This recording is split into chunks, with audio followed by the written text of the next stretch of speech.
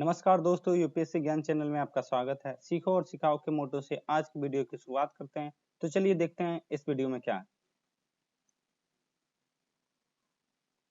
इस वीडियो को शुरू करने से पहले हम आपको बता दें कि हमारे यूट्यूब चैनल पे इंडियन इकोनॉमी की कोर्सेज चल रही है, इंडियन पॉलिटी का बेसिक रिवीजन कोर्स चल रहा है, हिस्ट्री रिवीजन कोर्स चल रहा है, करंट अफेयर्स रिवीजन प्रोग्राम चल रहा है, हिस्ट्री ऑप्शनल प्रोग्राम चल रहा है और बहुत से चीज चल रहे हैं, उसे आप देख सकते हैं। तो बढ़ते हैं वीडियो की। ये हमारा जो एमसीक्यू सीरीज चल रही है 30 इंपॉर्टेंट क्वेश्चंस का, इसका प्रैक्टिस सेट 3 है। ये आपको BPSC, UPSC, RRB, NDA, CDS, BSSC, railway इत्यादि अन्य एग्जाम्स में बहुत महत्वपूर्ण भूमिका निभाएंगे। तो बढ़ते हैं पहले प्रश्न की ओर। तो पहला प्रश्न है, निम्न में से कौन त्रिपक्षीय संघर्ष में शामिल नहीं था?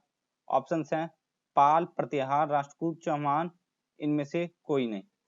तो इसका आंसर होगा ऑप्शन डी, चौहान।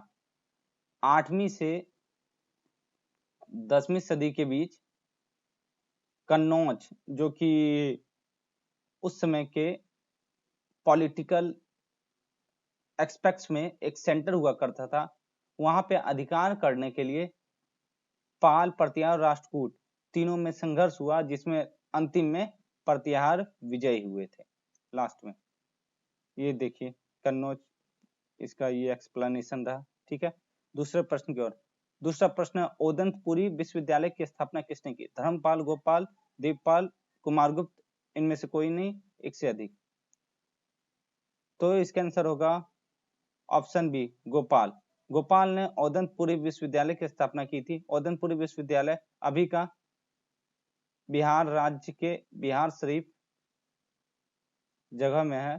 ठीक है, और देखिए दोस्तों, जो ऑप्शंस होते हैं A B C D E, मतलब कि जो ऑप्शंस होते हैं वो एक दूसरे से इंटर रिलेटेड होते हैं। तो ये कोशिश कीजिएगा कि सिर्फ करेक्ट आंसर नहीं, उसके साथ जो ऑप्शन दिए हुए रहे तो उसके बारे में भी पढ़ने की कोशिश कीजिएगा। और हम कोशिश करते हैं कि जो ऑप्शंस हो वो उसी तरह क्लोज्ड हो, और जो एक्सप्लेनेशन जहां तक संभव हो सारे ऑप्शंस को कर दिया जाए। ठीक है, तो देखिए इस तरह देते हैं। धर्मपाल जो था वो पाल वंश का सबसे महान शासक था। ठीक है, सबसे महान शासक था, और उसने त्रिपक्षीय संघर्ष में भाग लिया था, जो इसके पहले क्वेश्चन था, त्रिपक्षीय संघर्ष। ठीक है, और उसने प्रतिहारों को हराया था। गुजरात कवि सोरढल ने धर्मपाल को उत्तरापथ का स्वामी भी कहा था। अब देखिए, एक ओदंतपुर विश्वविद्यालय की स्थापना किसने की थी? गोपाल ने। तो वही धर्मपाल ने विक्रमशिला विश्वविद्यालय की स्थापना की थी। विक्रमशिला विश्वविद्यालय में वज्रयान की पढ़ाई होता था, और इसने बांग्लादेश, वर्तमान बांग्लादेश में सोमपुरा विश्वविद्यालय की स्थापना करवाई थी। ठीक है, गोपाल पालवंश का संस्थापक था, ओदंतपुर विश्वविद्यालय की स्थापना करवाई। देवपाल जो था वो असम और प्राग ज्योतिषपुर, जो कि वर्तमान के असम राज्य में है, पर अपना अधिकार किया था। उसने ओदंतपुरी में, मतलब बिहार शरीफ में प्रसिद्ध बौद्ध मठ का निर्माण करवाया था। इसने जावा के शैलेंद्र वंशी शासक बालापुत्र देव के अनुरोध पे उसे नालंदा में एक बौद्ध विहार बनवाने हेतु 5 गांव दान में दिए थे। ठीक है, लास्ट ऑप्शन था कुमारगुप्त। कुमारगुप्त ने नालंदा विश्वविद्यालय की स्थापना करवाई थी। ठीक है, देखिए दोस्तों, इसके साथ ही और 2 विश्वविद्यालय प्रसिद्ध थे, तक्षशिला, वल्लभी। ठीक है, इसे भी याद रखिएगा।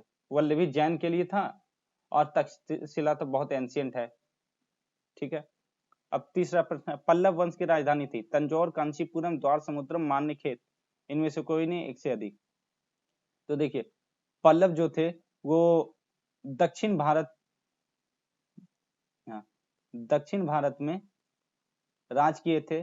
ठीक है, और इनकी राजधानी जो थी वो कांचीपुरम थी। ठीक है, यहाँ देखिए, तंजौर जो थी वो पांड्य वंश की राजधानी थी। ठीक है, मान्यखेत जो था वो राष्ट्रकूट का था, और द्वार समुद्रम होयसल वंश की राजधानी थी। ठीक है, सॉरी सॉरी सॉरी, मैंने यहाँ तंजौर जो था वो पांड्य का ना होकर के चोल का था, और पांड्य का मदुरई था। ये देखिए एक्सप्लेनेशन उसमें गलती हो गया था, ठीक है, पांड्य वंश का ये था। चौथा प्रश्न है मिताक्षरा के लेखक कौन थे? मिहिर भोज, विज्ञानेश्वर, विल्हन, याज्ञवल्क्य, इनमें से कोई नहीं, एक से अधिक। तो इसका आंसर होगा ऑप्शन बी, विज्ञानेश्वर, ठीक है, वह मिताक्षरा के लेखक थे, ठीक है। इसका एक्सप्लेनेशन देखते हैं।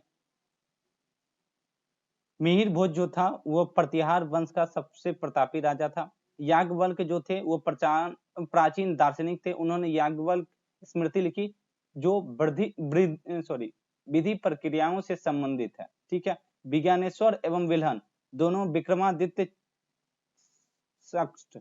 सिक्स्थ कल्याणी के चालुक्य वंश से संबंधित रखते थे, उनके दरबार में रहते थे। विल्हन ने जहां विक्रमादेव चरित्र की रचना की जो विक्रमादित्य छठे के जीवन पर प्रकाश डालता है, वह विज्ञानेश्वर ने मिताक्षरा नामक ग्रंथ की रचना की। वो जो ग्रंथ है वह याज्ञवल्क्य स्मृति पर एक टिप्पणी और व्याख्या है, ठीक है। पांचवा प्रश्न है कि एलोरा का प्रसिद्ध कैलाश मंदिर का निर्माण किसने करवाया? दंतिदुर्ग, कृष्ण प्रथम, कृष्ण द्वितीय, अमोघ वर्ष, इनमें से कोई नहीं, एक से अधिक। तो इसका आंसर होगा ऑप्शन बी, कृष्ण प्रथम ने एलोरा का प्रसिद्ध कैलाश मंदिर का निर्माण करवाया। और एक्सप्लेनेशन देख लेते हैं उसका। जो और दूसरा था दंतिदुर्ग, वो राष्ट्रकूट वंश का संस्थापक था। अमोघ वर्ष जो था वो राष्ट्रकूट वंश का सबसे प्रमुख शासकों में एक था। यह जैन धर्म का अनुयायी था और इसने कन्नड़ भाषा में कविराजमर्ग ग्रंथ की रचना की, ठीक है। कैलाश मंदिर जो है वो एक रॉक कट मतलब एक चट्टान को काट करके बनाया गया टेम्पल है जो महाराष्ट्र के औरंगाबाद जिले में स्थित है। कभी कोई क्वेश्चन आ जाता है कि कैलाश मंदिर कहाँ पे है, तो महाराष्ट्र के औरंगाबाद जिले में, ठीक है। छठा प्रश्न है कि निम्नलिखित स्थलाकृतियों में से कौन सा जल में डूबा नहीं रहता? मतलब कि जो महाद्वीप और महासागर, इनमें अलग अलग तरह की स्थलाकृतियां होती है, तो इनमें से कौन जल के अंदर जलमग्न नहीं रहता? महाद्वीपीय मग्न तट, महाद्वीपीय मग्न ढाल, गहरे सागरीय मैदान, महासागरीय गर्त, उपयुक्त में से कोई नहीं, या उपयुक्त में से एक से अधिक। तो इसका आंसर होगा ऑप्शन ई, ठीक है, क्योंकि ये चारों के चारों जल में डूबे रहते हैं, ठीक है। देखिए इसको पिक्चर के माध्यम से देखते हैं। ये देखिए ये कॉन्टिनेंटल शेल्फ जिसे बोलते हैं महाद्वीपीय मग्न तट, ठीक है। ये महाद्वीप से सटे हुए वैसे भाग होते हैं, छिछले भाग जो जिसकी गहराई कम होती है, ये 200 मीटर के आसपास होते हैं, ठीक है, गहरे। उसके बाद आता है महाद्वीपीय मग्न ढाल, ठीक है, उसके ठीक आगे का भाग ये 2000 से 3000 मीटर की गहराई पे होता है। उसके बाद होता है कॉन्टिनेंटल राइज मतलब कि महाद्वीपीय उभार, ठीक है। ये देखिए जो ये टर्निंग वाला पॉइंट है, यहाँ से देखिए टर्निंग पॉइंट, ठीक है। उसके बाद आ जाता है एब्सियल प्लेन, मतलब कि ये है एक तरह से सागरीय मैदान, ठीक है। और ये है ओशियनिक ट्रेंच मतलब कि महासागरीय गर्त या खाई, ठीक है। ये सबमरीन रिज है और ये वॉल्केनिक आइलैंड मतलब कि जब यहाँ ज्वालामुखी विस्फोट होता है समुद्र के अंदर, तो उसके कारण कभी कभी ऐसा होता है कि वो जो पर्वत बनती है ज्वालामुखी के कारण वह समुद्र के पानी से ऊपर आ जाती है, जिसके कारण आइलैंड मतलब कि द्वीपों का निर्माण होता है, ठीक है। तो अगले प्रश्न की ओर बढ़ते हैं। सातवां प्रश्न है प्रेरी घास स्थल कहाँ पाया जाता है? उत्तर अमेरिका, दक्षिण अमेरिका, दक्षिण अफ्रीका, मध्य एशिया, इनमें से कोई नहीं, एक से अधिक। तो इसका आंसर होगा ऑप्शन ए, नॉर्थ अमेरिका के अमेरिका और कनाडा के बीच में जो बॉर्डर होता है वहां के आसपास प्रेरी घास स्थल पाया जाता है। यह प्रेरी घास स्थल, ठीक है, गेहूं की खेती के लिए बहुत उपजाऊ है, ठीक है। दक्षिण अमेरिका में जैसे कि पेम्पास जो कि अर्जेंटीना में है, सेल्वास और कंपोस, लानोस इत्यादि घास स्थल है, ठीक है। मध्य एशिया में स्टेपी है, दक्षिण अमेरिका में वेल्थ है, ठीक है। बढ़ते हैं आगे। आठवां, निम्न में से किस देश की सीमा कैस्पियन सागर से नहीं लगती है? मतलब कैस्पियन सागर की सीमा के में जो 5-6 5 कंट्री आते हैं, तो ये कौन सा कंट्री है जो उसकी सीमा में नहीं लगती? तुर्कमेनिस्तान, कजाकिस्तान, अर्मेनिया, अजरबैजान, इनमें से कोई नहीं, एक से अधिक। तो इसका आंसर होगा ऑप्शन सी, अर्मेनिया। अर्मेनिया की सीमा कैस्पियन सागर से नहीं लगती है। कैस्पियन सागर से लगने वाली देशों की सीमा देख लीजिए इसे, कजाकिस्तान, रसिया, अजरबैजान, ईरान और तुर्कमेनिस्तान। ठीक है, इसको हम लोग इस तरह बोलते हैं, कितार, KITAR, कितार के नाम से जानते हैं। कितार मतलब कजाकिस्तान, ठीक है, इधर आई से ईरान, ठीक है, टी से यहाँ सॉरी टी से तुर्कमेनिस्तान, ए से अजरबैजान और आर से रसिया। ठीक है, इस तरह याद कीजिएगा दोस्तों। और अगले प्रश्न का, चिहुआहुआ किस लिए प्रसिद्ध है? ठीक है, तांबे, चांदी, हीरा, सोना, इनमें से कोई नहीं, एक से अधिक। तो देखिए, चिहुआहुआ मैक्सिको में एक जगह है जो चांदी के खानों के लिए प्रसिद्ध है। ठीक है, तांबे के खानों के लिए चिक्विकमाटा प्रसिद्ध है, हीरे के खानों के लिए किम्बरले प्रसिद्ध है और सोना के खानों के लिए जोहान्सबर्ग प्रसिद्ध है। ठीक है, 10वां प्रश्न, कहवा पतन के नाम से कौन सा बंदरगाह जाना जाता है? ब्रासिलिया, सेंटोस, साओ पोलो, एंटीफागास्टा, इनमें से कोई नहीं, एक से अधिक। तो इसका आंसर होगा ऑप्शन बी, सेंटास। सेंटास को कहवा पतन के नाम से जाना जाता है। देखिए, साओ पोलो जो है वो विश्व के सबसे बड़ी कहवा मंडी है। ठीक है, सबसे बड़ी कहवा, कहवा का इंग्लिश अर्थ होता है कॉफी। यहां से एक्सपोर्ट करने के लिए इन्हें कॉफी रेल के माध्यम से सेंटोस लाया जाता है, जो एक बंदरगाह है। ठीक है, और यहाँ से कॉफी को एक्सपोर्ट किया जाता है, इसलिए इसका नाम कहवा पतन बोला गया। और इन दोनों के बीच में जो रेल चलती है उसे कॉफी रेल के नाम से जाना जाता है। और जो साओ पोलो में ये बगान है, ठीक है, कॉफी के या कहवा के, उसे फेजेंडा का नाम से जाना जाता है। ब्रासिलिया जो है वो राजधानी है ब्राजील की, और एंटीफागोस्टा जो है वो तांबे के निर्यात के लिए जाना जाता है। ठीक है, एंटीफागोस्टा में चिक्विकमाटा जो कि दोनों चिली में है, वहां से तांबे आते हैं और यहाँ से एक्सपोर्ट होते हैं एंटीफागोस्टा से। ठीक है, 11वां प्रश्न, हमारे संविधान में बजट शब्द का उल्लेख किस अनुच्छेद में?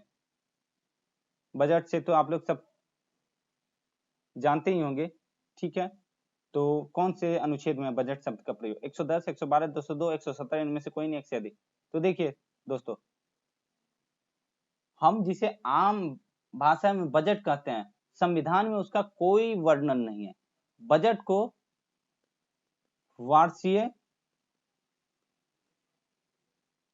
एनुअल फाइनेंशियल स्टेटमेंट या वार्षिक वित्तीय विवरण, ठीक है, उस नाम से जाना जाता है। ठीक है, और उसका वर्णन अनुच्छेद 112 में है।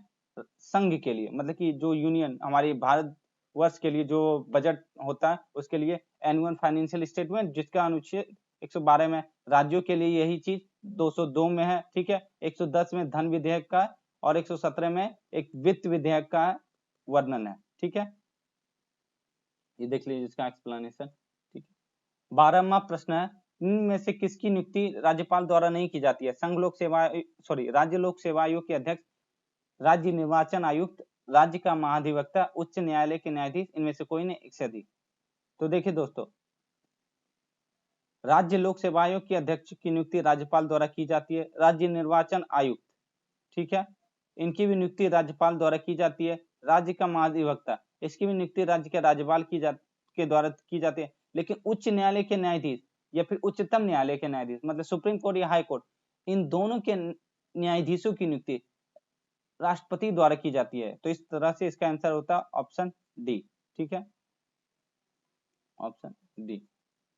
इसका एक्सप्लेनेशन देख लीजिए कि अनुच्छेद 316 के तहत राज्य लोक सेवा आयोग के अध्यक्ष की नियुक्ति राज्यपाल करता है। अनुच्छेद 243 के और 243 ZA के अनुसार राज्य निर्वाचन आयोग का गठन और राज्यपाल द्वारा राज्य निर्वाचन आयुक्त की नियुक्ति का वर्णन है। ठीक, अनुच्छेद 165 में ये वर्णन है कि राज्य का एक महाधिवक्ता होगा जो राज्यपाल के द्वारा नियुक्त होगा एवं राज्यपाल के प्रसाद पर्यंत ही काम करेगा, मतलब राज्यपाल की इच्छा अनुसार ही उनका टर्म रहेगा। और साथ ही महाधिवक्ता की नियुक्ति के लिए उन्हें हाई कोर्ट के जज की क्वालिफिकेशन रखना अनिवार्य है। अनुच्छेद 217 के अंतर्गत जो है राष्ट्रपति वो उच्च न्यायालय के न्यायाधीशों की नियुक्ति करेगा। कब? भारत के मुख्य न्यायाधीश, राज्यपाल और उस उच्च न्यायालय के मुख्य न्यायाधीश की सलाह पर। ठीक है। 14वां प्रश्न है, भारत के सिविल सेवा बोर्ड के अध्यक्ष कौन होते हैं? प्रधानमंत्री, राष्ट्रपति, कैबिनेट सचिव, संघ लोक सेवा आयोग के अध्यक्ष। तो ज्वाइंट सेक्रेटरी, ठीक है, ज्वाइंट सेक्रेटरी या उससे ऊपर के अधिकारियों, सॉरी, ज्वाइंट सेक्रेटरी इत्यादि के ऊपर के अधिकारियों के ट्रांसफर, पोस्टिंग इत्यादि को लेकर के एक सिविल सेवा बोर्ड जो क्या उनका ट्रांसफर सही हुआ है कि नहीं, गलत हुआ है, इस सभी चीजों का देखता है और एग्जामिन करता है। इसके लिए सिविल सेवा बोर्ड की गठन की गई थी और जिसके अध्यक्ष होते हैं भारत के सबसे बड़े सिविल सेवक अर्थात कैबिनेट सचिव। ठीक है। 15वां प्रश्न, किस संविधान संशोधन के अंतर्गत मत डालने की न्यूनतम आयु 21 वर्ष से घटाकर 18 वर्ष कर दी गई? 52वां संविधान संशोधन, 61वां संविधान संशोधन, 86वां या 73वां? तो देखिए दोस्तों, 52वां संविधान संशोधन के अंतर्गत क्या हुआ था, जो 1985 में हुआ, एंटी डिफेक्शन लॉ, दल विरोधी अधिनियम लागू हुआ। 86वां के तहत शिक्षा का अधिकार को एक मूल अधिकार बनाया गया जो 2003 में लागू हुआ। 73वां संविधान संशोधन जो 1992 में लागू हुआ, उसके अंतर्गत क्या हुआ था, पंचायती राज्य को संवैधानिक दर्जा प्राप्त हुआ। ठीक है। और 61वां संविधान संशोधन के तहत आयु के 21 वर्ष से घटाकर 18 वर्ष कर दी गई। इस तरह से इसका आंसर होता है ऑप्शन बी, ऑप्शन बी। ठीक है। 16वां प्रश्न, निम्न में से कौन प्रत्यक्ष कर नहीं है? आयकर, निगम कर, प्रतिभूति व्यापार कर, केंद्रीय उत्पाद शुल्क, इनमें से कोई नहीं, एक से अधिक। तो देखिए इस क्वेश्चन को आंसर देने के पहले ये जान लीजिए कि प्रत्यक्ष कर होता क्या। ठीक है। और अप्रत्यक्ष कर, प्रत्यक्ष कर वैसा कर होता है जिसमें कर जमा करने वाले, ठीक है, और कर देने वाले दोनों व्यक्ति एक ही होते हैं। ठीक है। और प्रत्यक्ष कर में कर कोई और देता है और जमा कोई और करता है। ठीक है। जैसे कि आप कमा रहे हैं तो आपको अगर इनकम टैक्स देना है, ठीक है, तो वो दे भी आप ही रहे हैं और जमा भी आप ही कर रहे हैं। ठीक है। इस तरह से तो इसमें से ये देख लीजिए, आयकर जो है वो इनकम डायरेक्ट टैक्स है, निगम का डायरेक्ट टैक्स है, ये कंपनी देती है, सिक्योरिटी ट्रांजैक्शन टैक्स ये शेयर के ट्रांजैक्शन में लगता है जो खुद व्यक्ति देता है, और केंद्रीय उत्पाद शुल्क जो है वह इनडायरेक्ट टैक्स है। ठीक है। तो इस तरह से इसका आंसर होता है डी। ये देख लीजिए कुछ प्रत्यक्ष कर का एग्जांपल है, जैसे आयकर, निगम कर, प्रतिभूति व्यापार कर, वेल्थ टैक्स, ठीक है, capital gain tax, minimum alternative tax और डिविडेंड डिस्ट्रीब्यूशन टैक्स। ठीक है। 17वां प्रश्न है, बजट के संदर्भ में कौन पूंजीगत खर्च है? ठीक है। हमने पिछले एमसीक्यू में बताया था फॉरेन एक्सचेंज के संबंध में पूंजीगत खाता, उसी तरह पूंजीगत का अर्थ यही है, उसी तरह से है, तो सोच के बताइए।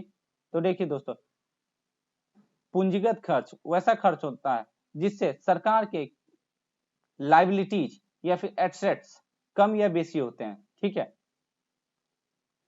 मतलब कि सरकार के ऊपर किसी तरह का ना कुछ एसेट्स का क्रिएशन होता है, ना ही उसके ऊपर जो बोझ है वो कम था। ठीक है। तो ऋण अदायगी, ऋण का ब्याज भुगतान, वेतन एवं पेंशन, कर वसूलने के लिए किया गया खर्च।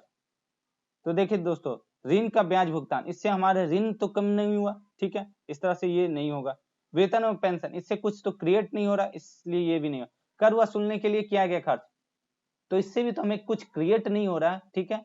इस तरह से ये नहीं। और ऋण अदायगी, ऋण अदायगी मतलब कि अगर हम किसी चीज का लोन दे देते हैं तो उससे हमारी लायबिलिटीज में कमी आती है, तो इसके कारण इसका आंसर होगा ऑप्शन ए। ठीक है।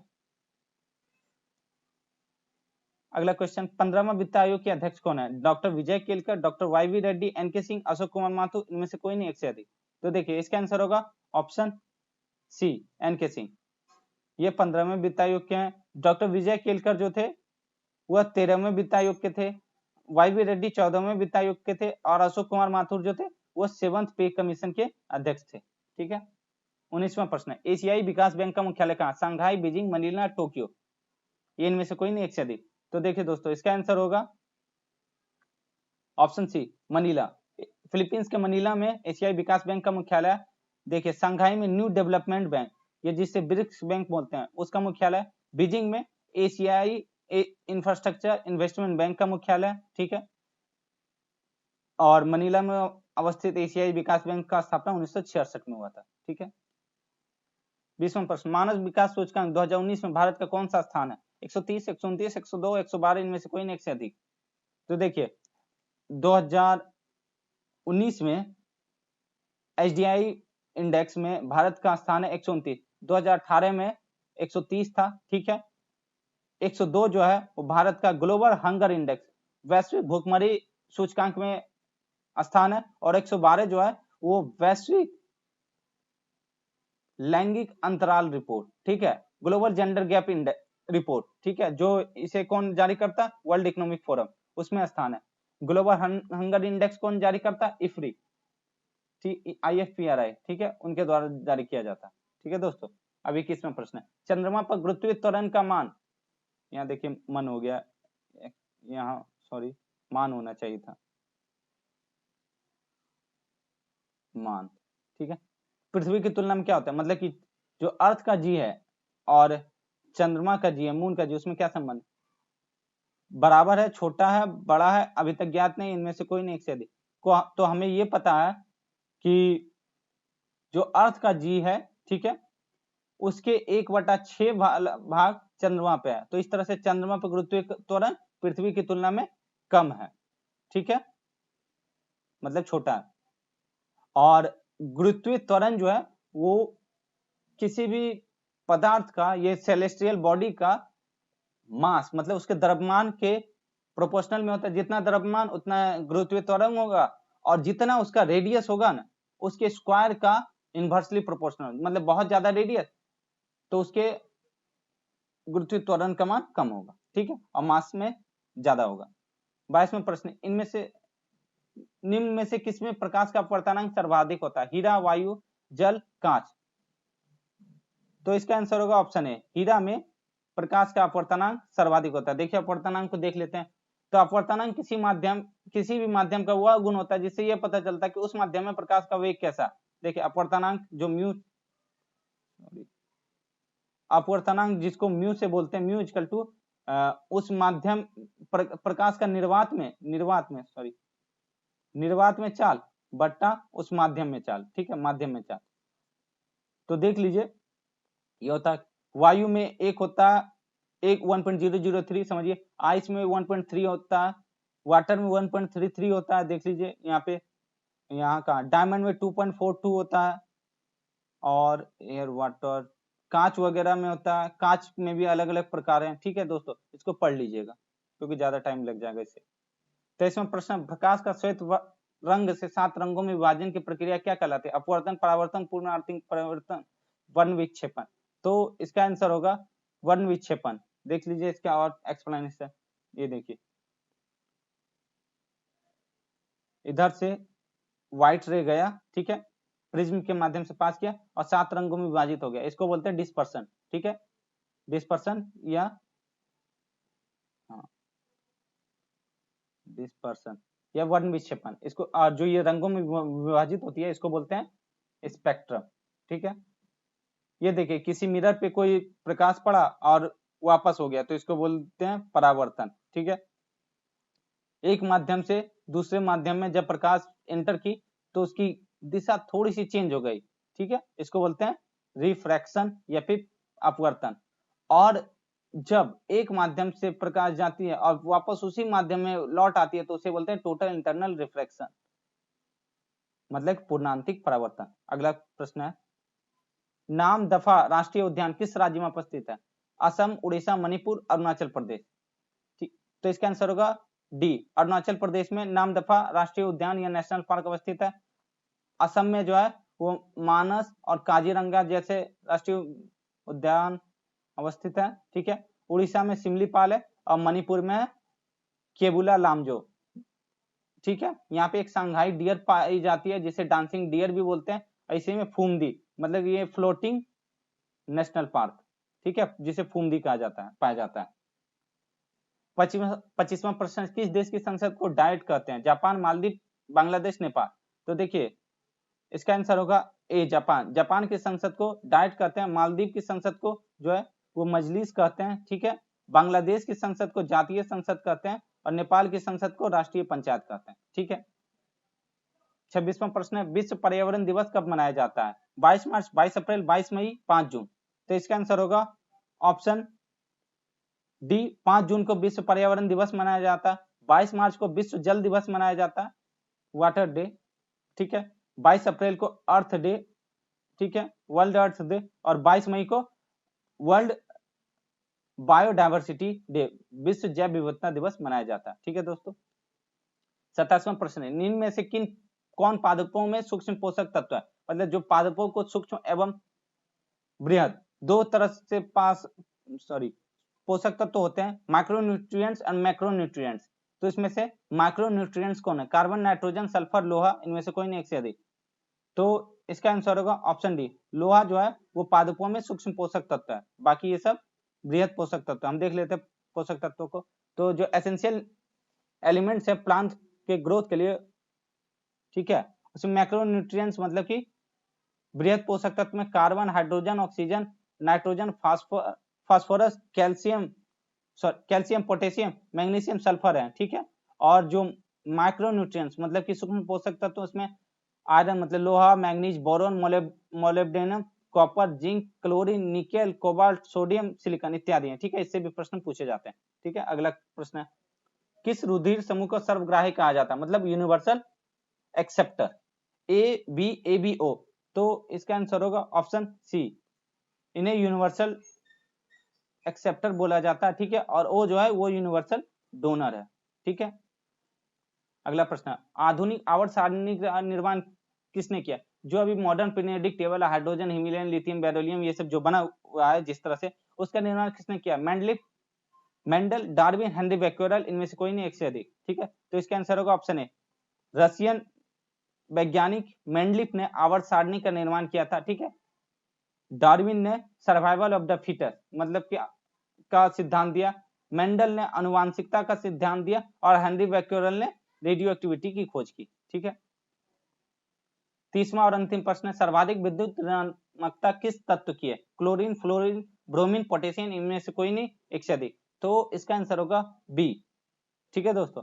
फ्लोरीन की इलेक्ट्रॉन नेगेटिविटी या विद्युत ऋणात्मकता सर्वाधिक होती है, ठीक है। क्लोरीन की जो है वो इलेक्ट्रॉन एफिनिटी विद्युत धनात्मकता बहुत ज्यादा होती है, ठीक है। पोटेशियम जो होता है वो सर्वाधिक अभिक्रियाशील तत्व है, ठीक है दोस्तों। इसके साथ हमारा ये सेशन समाप्त होता है। अगर आपको ये वीडियो अच्छा लगे तो उसे लाइक कर दीजिए, ठीक है, शेयर कर दीजिए, सब्सक्राइब कर दीजिए, अपने दोस्तों में बताइए दोस्तों, ताकि इस चैनल का प्रसार भी हो और लोगों को सहायता मिल सके। अपने स्कोर को कमेंट बॉक्स में लिखें, ठीक है। आपके कोई क्वेरी है, कोई सजेशन है कि सर ये पढ़ाइए, ये बताइए, जो भी चीज है आप कमेंट बॉक्स में लिख सकते हैं दोस्तों। धन्यवाद दोस्तों।